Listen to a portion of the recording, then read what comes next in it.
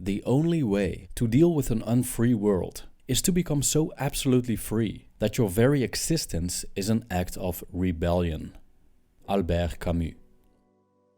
When our movement is restricted, chances are high that we feel trapped.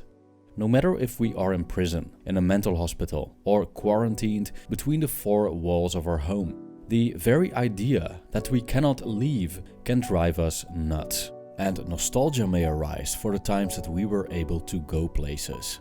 But there's more to freedom than a mere restriction of physical movement. Moreover, how free are we in the first place? And how can we experience freedom when we are physically trapped?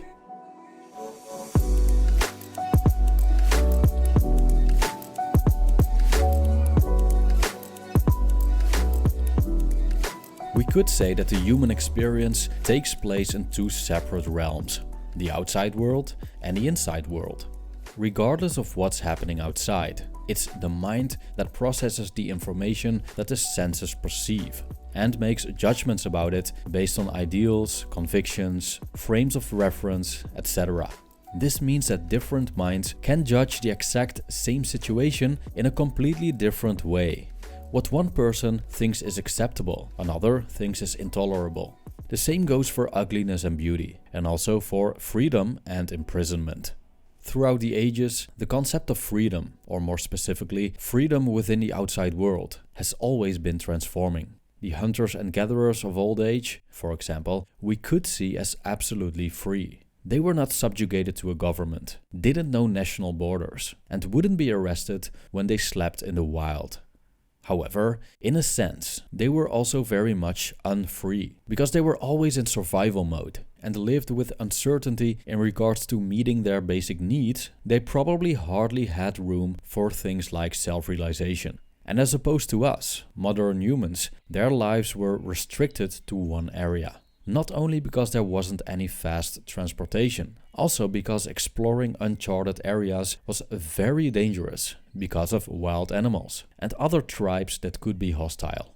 Compared to us, their world was very small. Also, their life expectancy was much shorter. So not only were they restricted by their mobility, they were also prisoners of time. And we still are, even though modern civilization is much more advanced, which leads to a longer life expectancy. And through technology, we created the possibility to travel the world and even shoot ourselves into space and visit other planets. In a physical sense, we are way more free than our ancestors. However, our existence is still chained to the things we do not control.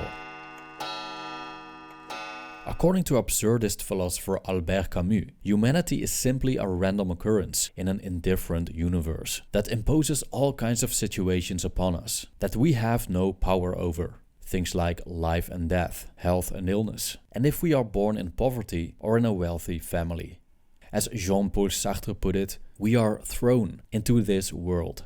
Thus, it has never been our choice to be here. And even worse, we are bound to our condition. The only way to escape this is suicide, which, according to Camus, is the only truly important philosophical problem.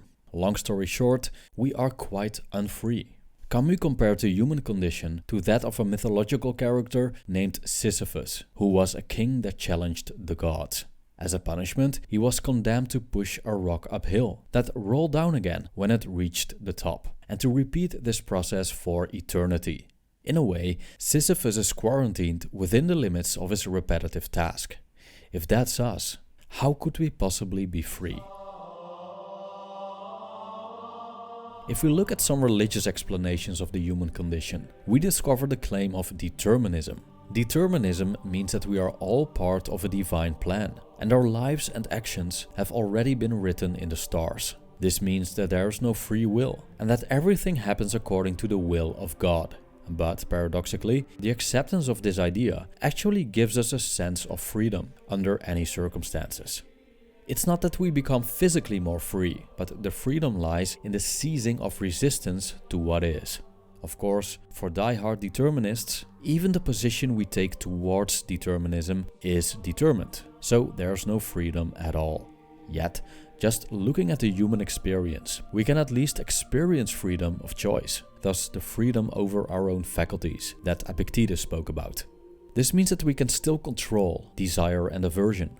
We can desire to be somewhere else and hope for better times. But by doing so, we grasp for the future with a contempt for the present moment. Can't we just enjoy the now? Let's take a look at Buddhist monks. They have a different outlook on solitude, as well as on being locked up. Moreover, they voluntarily choose to spend time in solitude and literally lock themselves away from the outside world in order to meditate. Instead of finding freedom depending on external circumstances, they find an expansive kind of freedom within. And this freedom is tied to the cessation of suffering. Part of this is the cessation of cravings, thus the strong desire for anything else than what is. Now let's go back to our absurdist philosopher Albert Camus. In his work, The Myth of Sisyphus, he argues that freedom lies not in our external circumstances, but in how we behave towards them. In his view, we should not only accept that life is absurd, we ought to revolt against it, and, how he puts it, to become so absolutely free that our very existence is an act of rebellion. As modern-day Sisyphuses, we should find enjoyment in despair, reject hope, be indifferent to the future, and live intensely in the present moment. If we can imagine Sisyphus happy, we surely can imagine ourselves being happy in quarantine. At the end of the day, freedom is a matter of perspective. This doesn't mean that we shouldn't fight for freedom and autonomy, and that we let ourselves be captured and basically let injustice befall us without resistance. That's a completely different story. It means that we at least have a choice in how we experience freedom in a certain situation, and that we don't necessarily have to feel trapped, even if we are physically restricted. There's great psychological freedom in finding joy in what's supposed to be dreadful. When we are locked up in prison, we are supposed to hate it. And as members of a society with a high degree of mobility, and in which we constantly look for pleasure outside, being locked up in our homes is supposed to be horrible. In order to be free in quarantine, we must wreck the system.